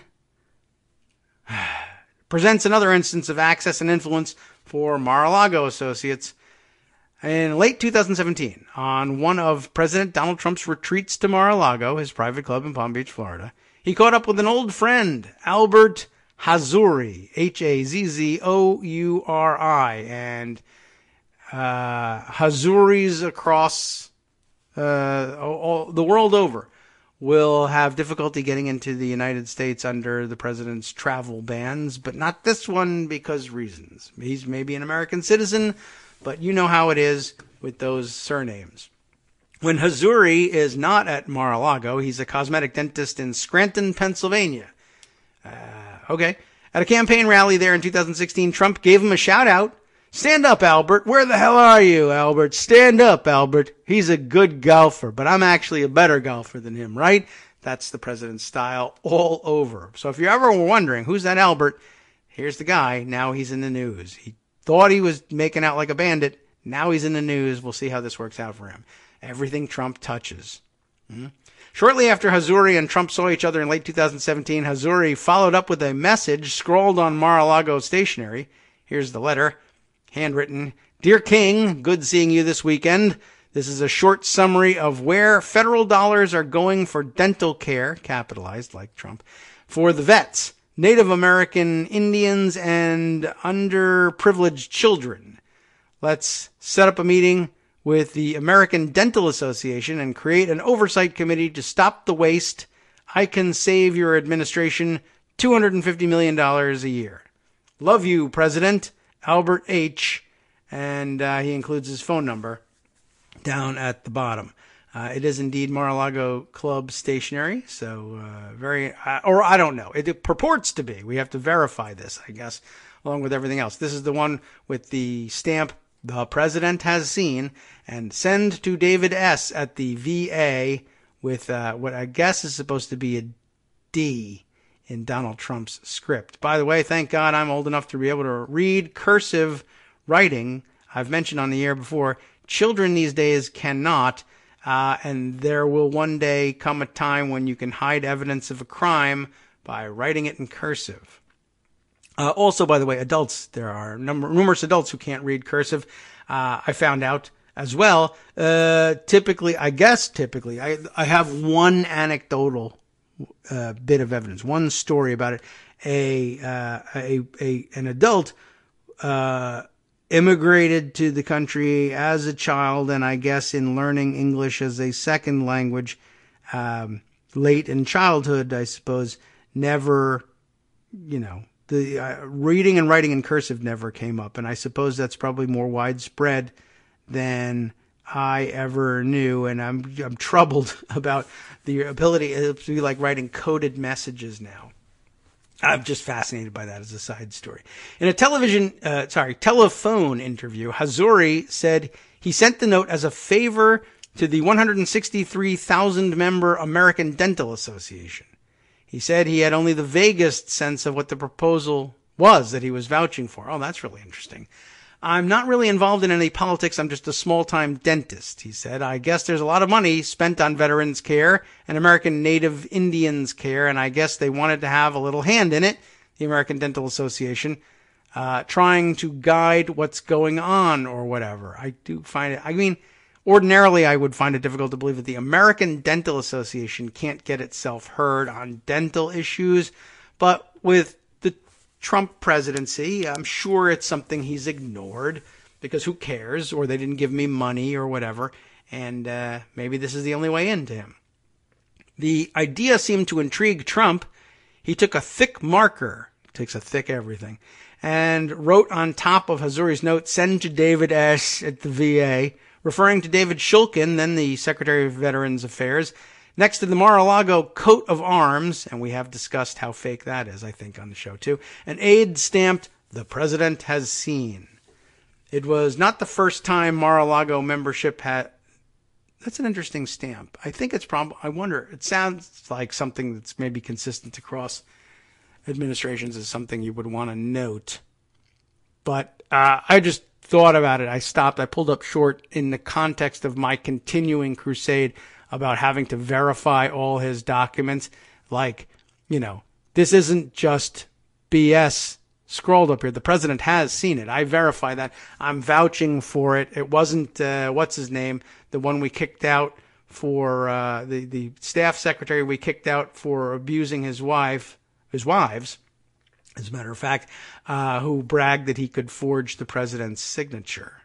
So, interesting. I don't know if there's any reason to believe that things show up with handwritten notes that people are supposed to take action on that are forged by someone else pretending to be the president. But you never know with these guys. All right. It was not the first time a Mar-a-Lago membership had bestowed access to the VA. That's for sure. We know about that. ProPublica revealed last year Trump handed sweeping influence over the department to club member Ike Perlmutter, who is the chairman of Marvel Entertainment and was a major donor supporting Trump's campaign, along with a physician and a lawyer who are regular guests at the resort. The trio, known as the Mar-a-Lago crowd, three's a crowd, acted as a shadow leadership for the department, reviewing all manner of policy and personnel decisions, including budgeting and contracting. The House Veterans Committee is now investigating the trio's alleged improper influence. Beyond the VA, Trump's presidency has been rife with examples of special interests seeking influence through business associates or friends and family, rather than going through normal channels. Shortly after the election, the Australian ambassador reportedly managed to contact Trump, not through the State Department, but thanks to golfer Greg Norman. And Trump's post-election call with the Vietnamese premier, was facilitated by Mark Kasowitz, a personal lawyer for Trump. Megadonor Sheldon Adelson helped a friend's obscure company secure a research deal with the EPA, and inaugural chairman Tom Barrack provided support to a company seeking to export nuclear power technology to Saudi Arabia. Plenty of talk about that one, too. In Hazuri's case, the details of his pitch to create an oversight committee are murky. A spokeswoman for the American Dental Association, Catherine Merullo, declined to elaborate on the proposal. Michael Graham, who heads the ADA's lobbying arm in Washington, recalled that one of his staffers raised the topic with Hazuri, but Graham said he didn't know the details. That's a yes. In general, Graham said the organization wants the government to pay for more dental services. The ADA has been looking into how we can get involved in veterans issues, Graham said. Lots of vets may not be eligible but need care. The VA provides dental care only in limited instances, primarily where veterans have a dental injury related to their service. Many veterans also have Medicare, but that doesn't cover most dental services either. The ADA has lobbied on bills that would expand dental services for veterans, arguing that better dental care leads to better overall health.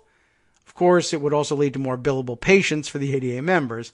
That's true. They do note, but I think fair trade. Dental care is serious. Hazuri's overture doesn't appear to have succeeded. Shulkin, who was fired in March of 2018, said in an email that he did not recall having received the message. Hazuri said neither he nor the ADA ever got a meeting. Hazuri did, however, reference the proposal a few months later in an effort to open an office in Florida. And here's where it's interesting and where Wouter's issue in his tweet comes up. And here's a quote from do they have the photo of the thing? Is that where he got it from? I don't know where Wouter came up with this picture. But indeed, here it is in his tweet, the entirety of his request, which is quoted herein. Let me read the entire piece here, or the entire memo. To the Florida Board of Dentistry from Dr. Albert Hazuri, February 12, 2018, as the dentist and personal friend of the President of the United States. That's interesting. So he's claiming to be his dentist. Does Trump go to Scranton for treatment? Does the doctor treat him at Mar-a-Lago when they're there at the same time? Is he just BSing? Interesting. As the dentist and personal friend, he is the personal friend, possibly, of the President of the United States, and he's a dentist. I am writing to you with a request to grant me a license to practice in the state of Florida. Now, that's interesting. As you know, the president and his family spend a significant amount of time in Florida, and he recently made a request to Governor Scott to assist me in obtaining a license.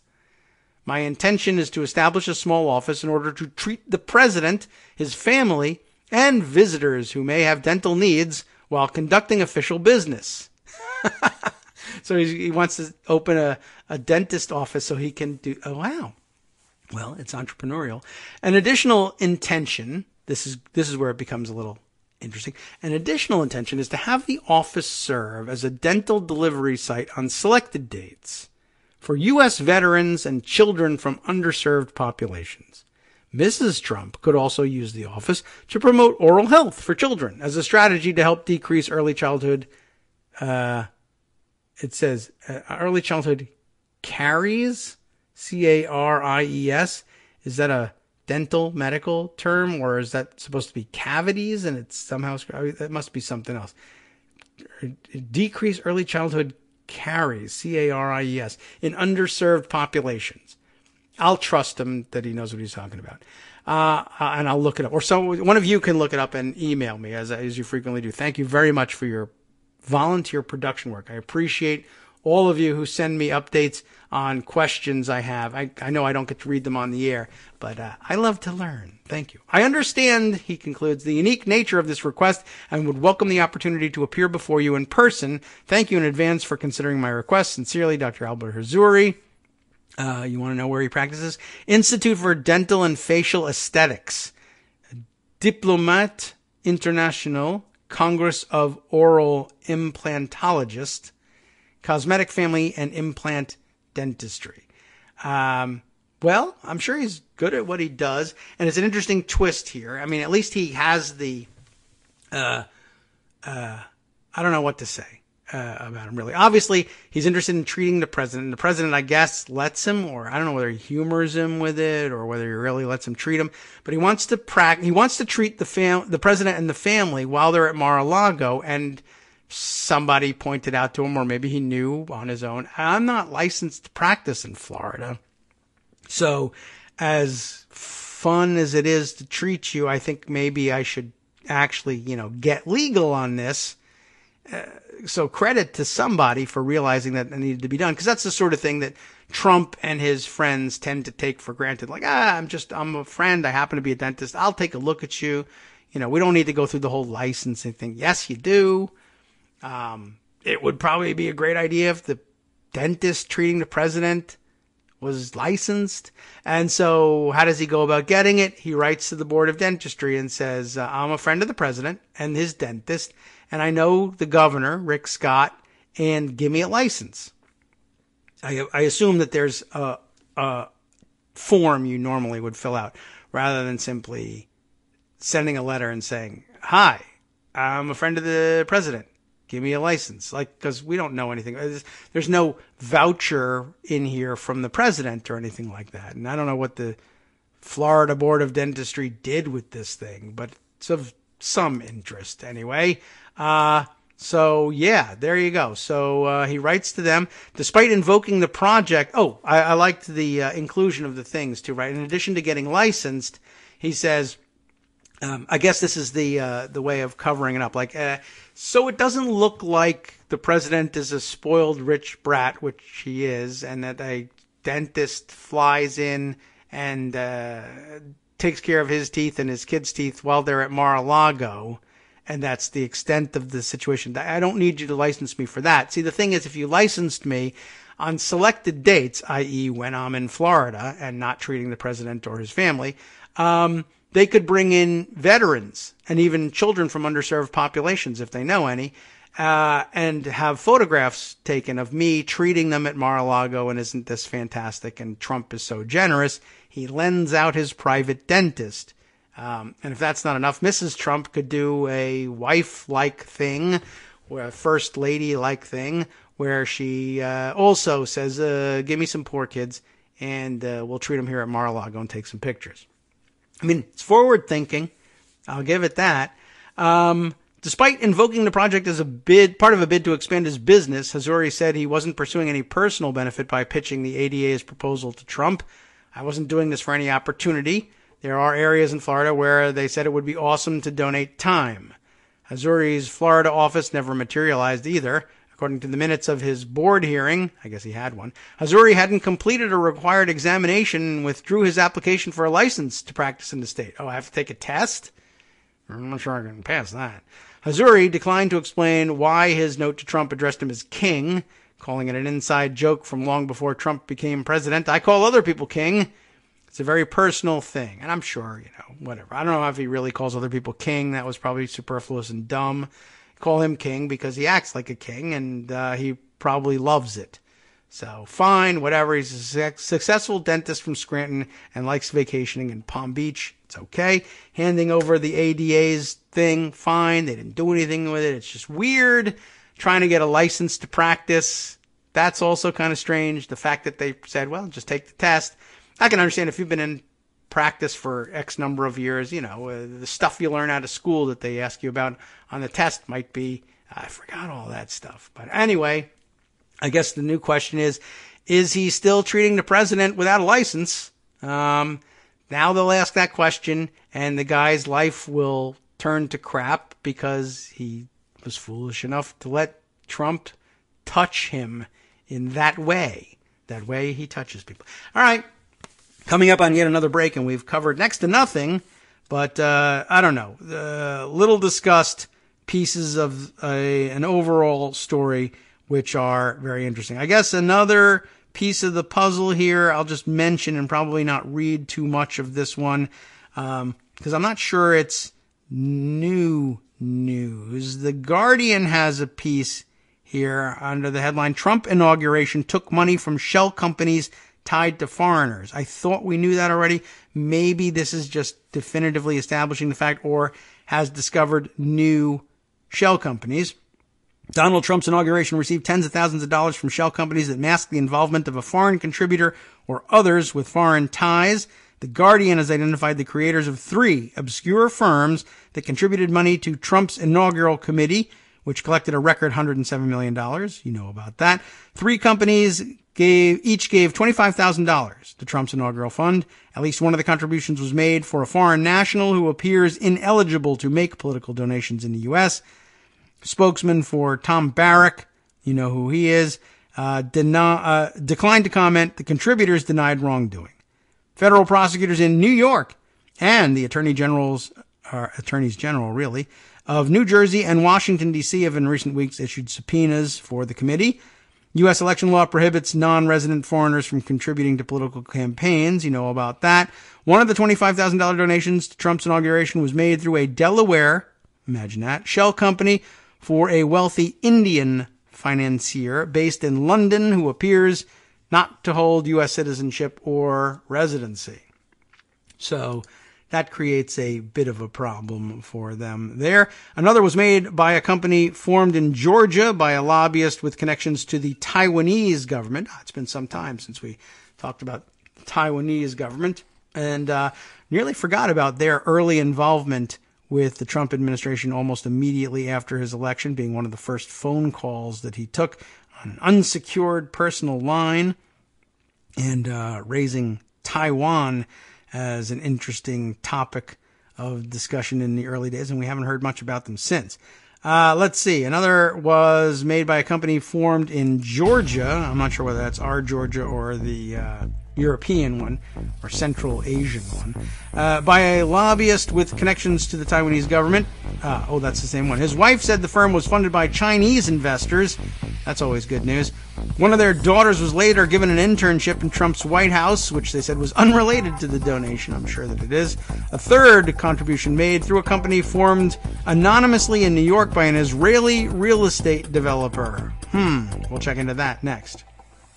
Hi everybody, it's me, David. Let's change things up from the old fundraising pitch for just a minute and talk instead about how you can be a part of our show. If you've got a smartphone or any other electronic recording device, why not sit down and record a segment for us? Read us an important article and give us your take. Or read one of your own original essays, or even just give us your commentary on something you'd like to share that's important to you. Then send the file to me at kagrox@gmail.com and I'll try and work it into the show. Short segments, a few minutes in length, are easiest to fit in. And of course, I can't always guarantee that I'll be able to play everything, but if you've ever shouted at your radio or TV about something you wish was being covered, here's your chance to change that. Make the show your own. Send your submissions to me at kagrox@gmail.com.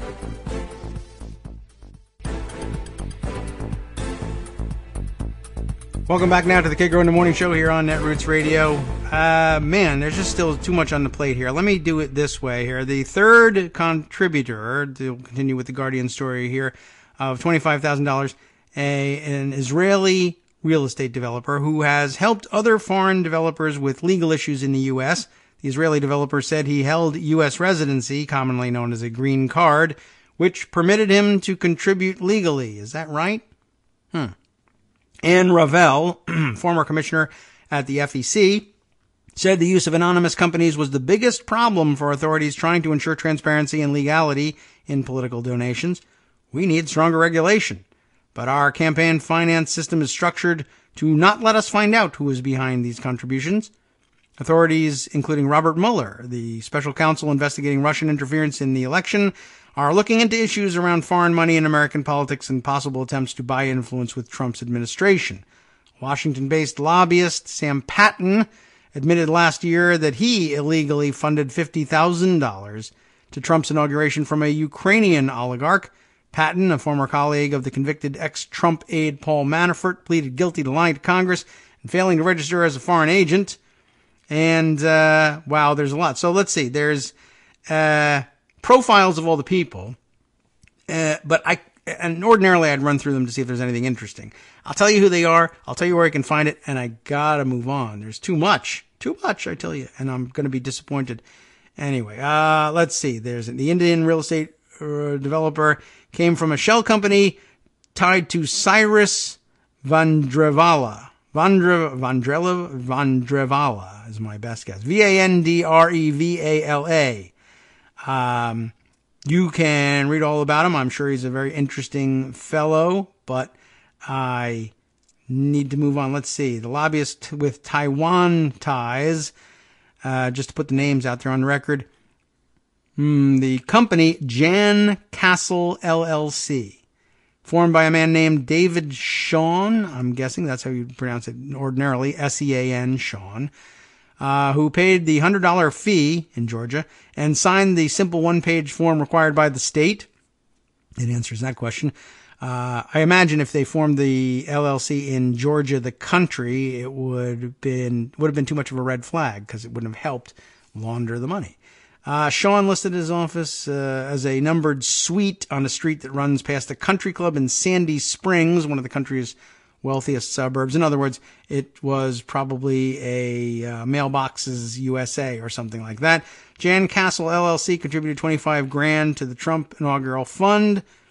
Sean, 59, said he was a U.S. citizen, declined to discuss activities of the company or the status of any other people involved in the company, and the Guardian was unable to locate records on either. Let's see, Sean's wife, Joanne, said Sean created Jan Castle for 3 Chinese investors. Hooray. He later denied that his wife said this. That's fantastic, too. The company's original filing to Georgia identified someone named Jianning He, Jianning. It is anglicized that way. Jianning He as its, quote, organizer, but gave only the same mailbox address as contact information. So you could track those folks down. Last one, Israeli with international links. In this section, we find out that, the company gave its address as a house in the Long Island town of Hewlett, close to John F. Kennedy Airport. That's nice. This is traced back to Elon Lebovich, Lebouvich, an Israeli businessman in his mid-40s, involved in New York real estate. And if you're in the biz, maybe you know him as Alan Lebo, Lebo. Not Elon, Elon, Lubavitch, but Alan Lebo. And he's served as a representative for a family of wealthy Moroccan investors in U.S. legal disputes. There's more, of course. And, I recommend it to you, and I'll include a link. This way I can move on in our last couple of minutes, our last segment, to a million other stories that require our attention. Let's see if we can do it here. What's the easiest way of dealing with this? Let's see. I will note for the record, since we're discussing the movement of money, a piece in The Economist, which I cannot off the top of my head link specifically to the rest of our stories, but I think warrants an eye. The headline caught my eye. Again, The Economist. More banks are caught up in money laundering scandals. Again, a good reminder, what sorts of people and what sort of money ends up needing to get laundered. Keep in mind that it's not white-collar crime. Judge Ellis has done us all a great disservice in pretending that it is. It is, as Manafort's own daughters noted in their text exchange, blood money. So lots of people remembered that and discussed it last night. And you'd be wise to keep it in mind. I'll just give you the top lead paragraph here. The money laundering scandal that struck Danske Bank. That'd be, I guess, the Danish bank. Danske, Denmark. Last year, I don't know how my Danish accent is, by the way. The money laundering scandal that struck them last year was staggering. The Danish lender's Estonian branch is suspected of handling up to $230 billion of iffy funds from, you'll never guess, former Soviet states. That's why they're doing it in Estonia. Aftershocks are rumbling through other European banks. I don't see how you could handle that much money and not hurt everyone else. Shares in Austria's Raiffeisen Bank. It's Raiffeisen. Forget it. I got to stop trying. But this is an Austrian bank. Shares in this bank tumbled by more than 12% on March 5th after a complaint was filed accusing it, and to a lesser extent other Austrian banks, of, quote, gross negligence or acquiescence, unquote, in connection with suspicious flows from Danske. Raiffeisen says it is investigating. There are more banks named here, but I don't know how much time we have to go through all of them. They're just the latest bank to be suspected of channeling dirty money from Europe's eastern fringes. Helsinki, if we like to say it that way, Helsinki-based Nordea, Nordea, and Sweden's Swedbank, I guess, Swedbank, just what it sounds like, I hope, are among those embroiled in the Danske affair. Swedbank's shares price has shed 18% since it was linked to Danske last month. Some banks have been stained by a separate scheme, the Troika Laundromat. European banks caught up in such allegations have lost 20 billion euros or so in stock market value over the last 6 months. So a story to keep an eye on, and one that I think could come up later and help either complicate or clarify, depending, more Trump world stories in the near future. Alarming headline here as well in, where have I grabbed it from? Bloomberg, for whatever reason, is the the source on this one. It's being reported all over the place because of its shocking nature. Do I have the authorship correct? Nick Wadhams and Jennifer Jacobs reporting for Bloomberg. Trump seeks huge premium from allies hosting U.S. troops. Could mean anything. The news is bad enough on its face. No word on whether he himself aims at pocketing some of the huge premiums somehow. But bad idea, even if he doesn't. Basic story rundown here. Let's see. 2 bullet points as subheaders. Cost plus 50 plan could worsen tensions with key allies.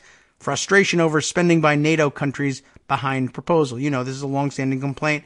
Trump has always said the NATO allies, in his view, don't pay enough for the joint defense, and he was going to make them pay. I'm sure they'll get around to it right after Mexico pays up for the wall. But here's how he's dealing with it. For years, President Donald Trump has complained that countries hosting American troops aren't paying enough. Now he wants to get even, and then some. Under White House direction, the administration is drawing up demands, maybe, paperwork is always questionable with them, that Germany, Japan, and eventually any other country hosting U.S. troops pay the full price of American soldiers deployed on their soil, plus 50% or more, whatever this means, for the privilege of hosting them, according to a dozen administration officials and people briefed on the matter. In some cases, nations hosting American forces could be asked to pay 5 to 6 times as much as they do now under the cost plus 50 formula. Trump has championed the idea for months. His insistence on it almost derailed recent talks with South Korea over the status of 28,000 U.S. troops in the country when he overruled his negotiators with a note to National Security Advisor John Bolton saying, "We want cost plus 50. The president's team sees the move as one way to prod NATO partners. They don't see it as anything. They're just trying to come up with something. One way to prod NATO partners into accelerating increases in defense spending, an issue Trump has hammered allies about since taking office. While Trump claims his pressure has led to billions of dollars more in allied defense spending, he's chafed at what he sees as the slow pace of increases.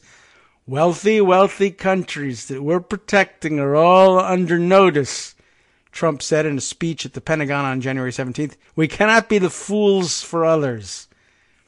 Officials caution that the idea is one of many under consideration as the U.S. presses allies to pay more and that it may be toned down. Yet even at this early stage, it has sent shockwaves through the Departments of Defense and State, where officials fear it will be an especially large affront to stalwart U.S. allies in Asia and Europe, already questioning the depth of Trump's commitment to them. Yes. I'll leave it at that and just simply say, as maybe a matter of coincidence, that the most likely scenario, if they were presented with this, is the allies would say no, and then Trump would be confronted with the question of whether or not to withdraw U.S. troops, and whether he does or doesn't, in fact, withdraw U.S. troops as a result. Putin gives himself a high five. Not a euphemism as far as I'm aware, but given the stories we've been covering today, can't really tell you for sure. Nothing would be more pleasing, I'm sure. Not that the Russians have the money to invade Europe in the absence of American troops, which was the original fear and the original reason for stationing them there. And Trump may even, in an abstract way, have an idiotic point. It may be useless at this point to be stationing American troops in Europe in the anticipation of some sort of Russian invasion. But then again, I don't know. I'm not versed enough in the state of Russian military readiness to know for sure that they can't. But I don't know that they have any plans to. But nonetheless, it would be a happy outcome for Russians, I assume. Not that that's the worst thing in the world. I mean, if it was a happy outcome for, like, rank-and-file Russians, like, yeah, I have always sort of kind of felt threatened by the United States in a way, and now that pressure is removed, that would be fine. Of course, you know, I don't know. I don't know if there's any tremendous personal benefit in it for Putin, but I'm sure he's arranged to get whatever he can out of it. I don't know whether that's also, well, if we also remove American troops, we don't have to invade Western Europe in order to dominate Western Europe. We're able to do that through our mafia state dealings with them instead. And it may very well be. And in this day and age, we don't anticipate any sort of traditional military confrontation. It's all going to be clandestine and digital in some cases, and through the mafia state, against which military force is relatively useless unless you actually have to invade and kill off the private army. I mean, the muscle of the military is still essentially private military. And I don't know, I guess the state defense forces of those countries, if they want to take it up, should be adequate to the task, but they will instead be bribed not to through mafia state dealings run by Putin in Moscow. I don't know. It seems like an awfully stupid idea, but I don't know. I don't know whether it will end up being the most impactful or not, but it's good fodder for impeaching him on treason grounds eventually. So we'll get around to that instead. Lots more, of course, lying in wait in pocket. How much of it we can get through, I don't know. I can always recommend it to you as weekend reading, as we might very well have to do with these two pieces. First one, let's see. Let me scroll back and give credit where due, but it's going to take me a few minutes here. Let's see. Well, first there is, I don't know where this one came from. USA Today's piece here. Wait a second. Let me see if I can find all my information. How much easier can I make this? I got an idea. Watergate's lesson in USA Today. What is Watergate's lesson? Watergate's lesson, question mark, if Democrats want to heal America, Trump must be held accountable. I do feel like that's a message we have delivered here in the past.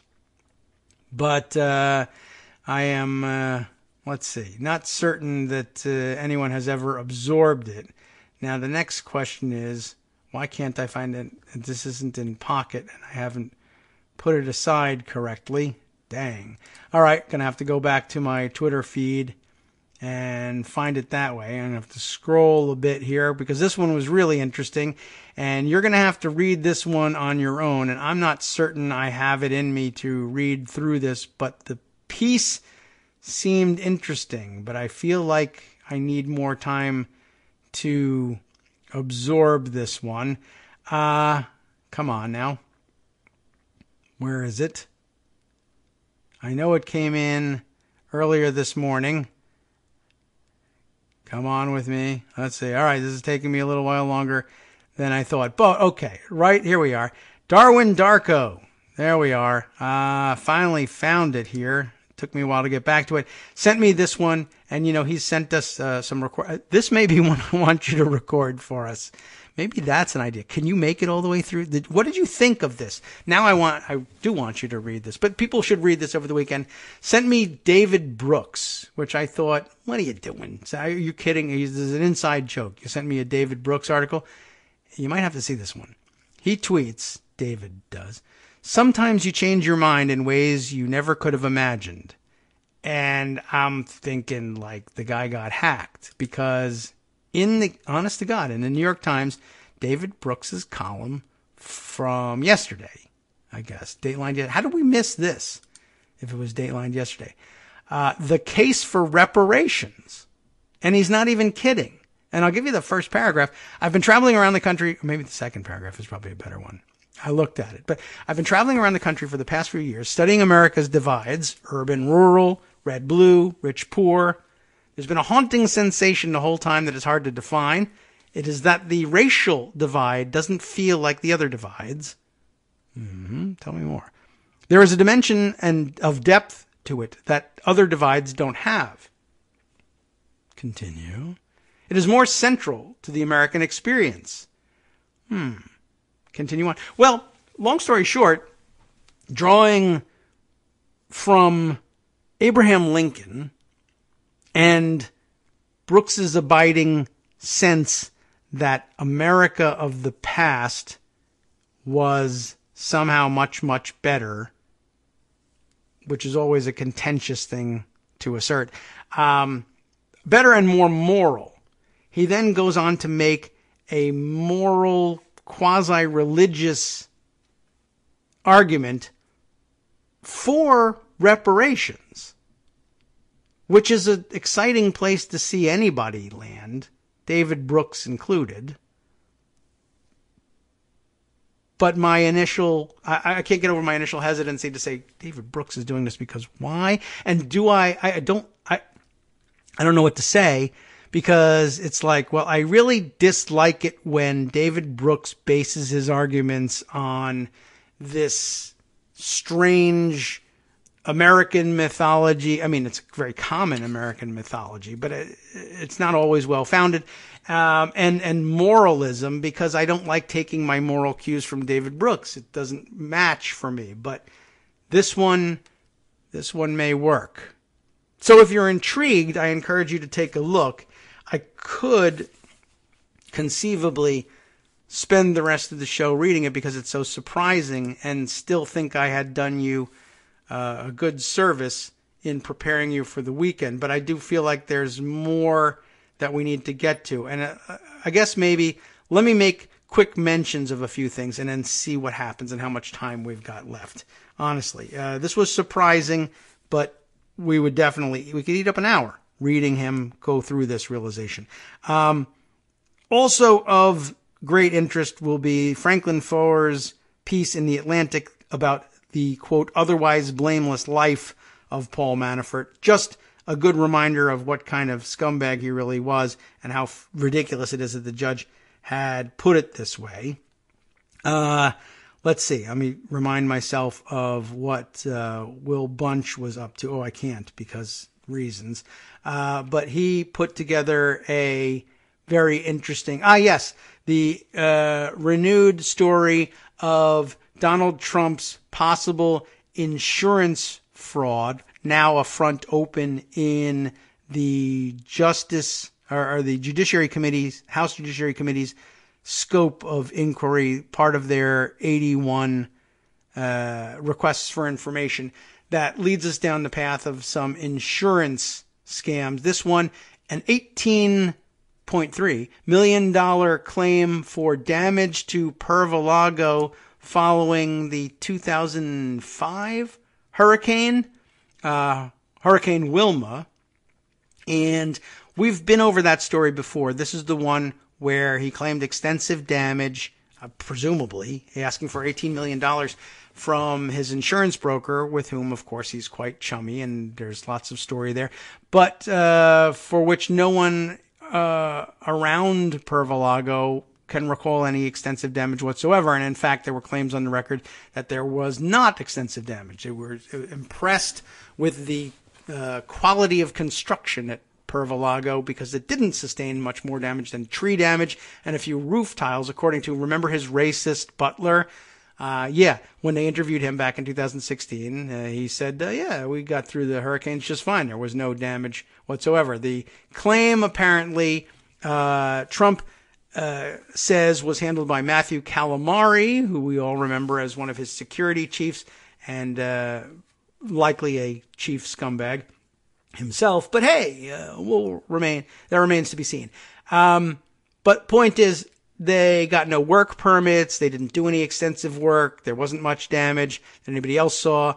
Apparently, one of the Trump sons was married at Mar-a-Lago 3 weeks afterwards, and there's extensive photo documentary evidence of that, and that $18 million of damage would still have been visible. No work permits asked for from the county, no nothing. It would have involved dozens of laborers over weeks. But apparently not, and gee whiz, he got paid off at $18 million, and no one knows why or how, and no evidence that he used the money to repair anything. So there's that as well.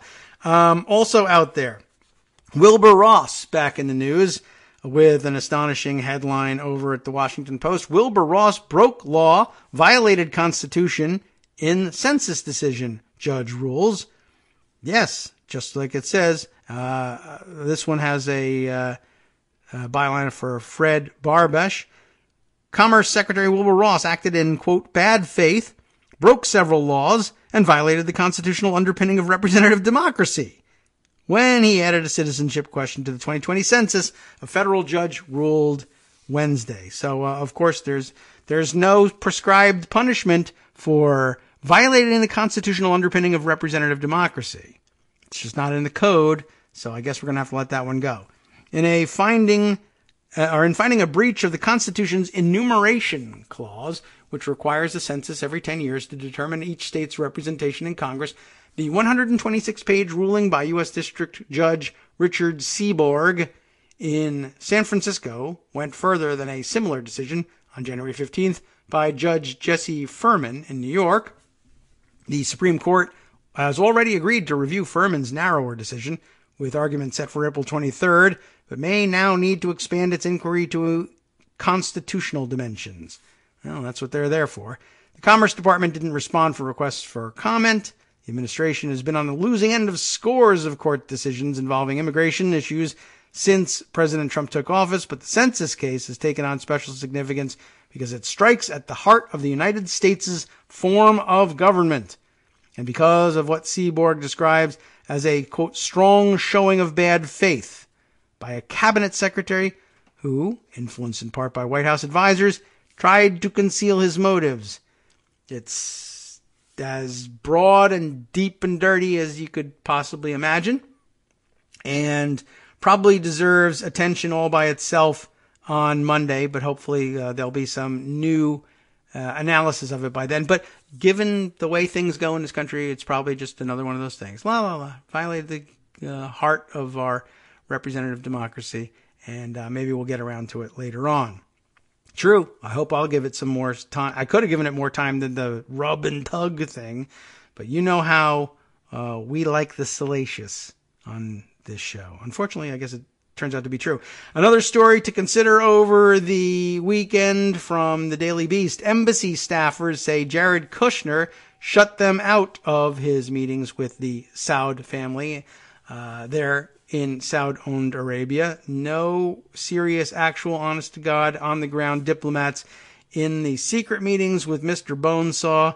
No surprise there. That, of course, because he is, Jared Kushner, a spy and a mercenary privateer. Just want you to keep that in mind as we learn more about him in the coming weeks as well. I guess also let's throw out there the news that the Washington Post covered Trump and Michael Cohen's efforts to hide Trump's high school and college transcripts, grades, etc. A photo of what purports to be a report card from, was it Fordham that he went to first? Fordham University, showing some absolutely horrific grades for Trump in his, I guess, first semester in college, is now circulating. I don't know the provenance of it. I don't know the validity or whatever of it. But suffice to say, not a good brain and actually a pretty poor student, and can't really imagine on the merits getting into Penn as a transfer student with those grades unless they improve dramatically later on. What makes it funny is, of course, that as a first-year student, I think, he is taking courses that would ordinarily be considered fundamental to his, what he claims is his core strengths. He is getting C- or worse on everything. A C-, I think, was the best grade he posted in principles of microeconomics, introduction to management, all of that sort of stuff. All the things that you would ordinarily think a brilliant businessman, if you were really looking at an example of one, would have excelled in. He, in fact, sucked at huge, just to put things as simply as possible as we wind things up. Let's see. Other things we didn't get to, of course, puts me in mind once again of my occasional consideration of special editions of the show.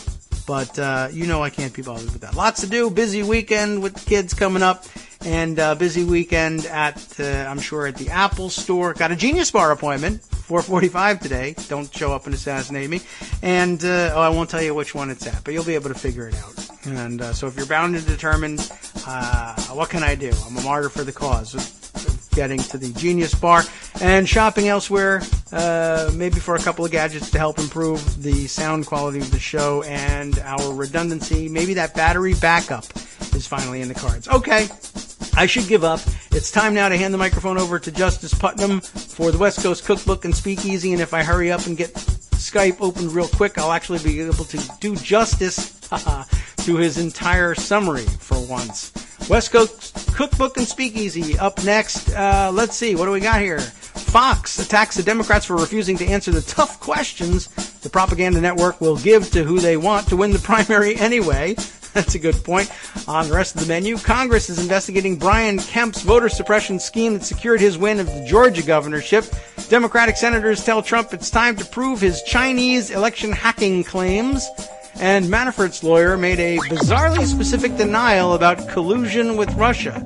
More, even so. From Daily Kos Radio on networksradio.com.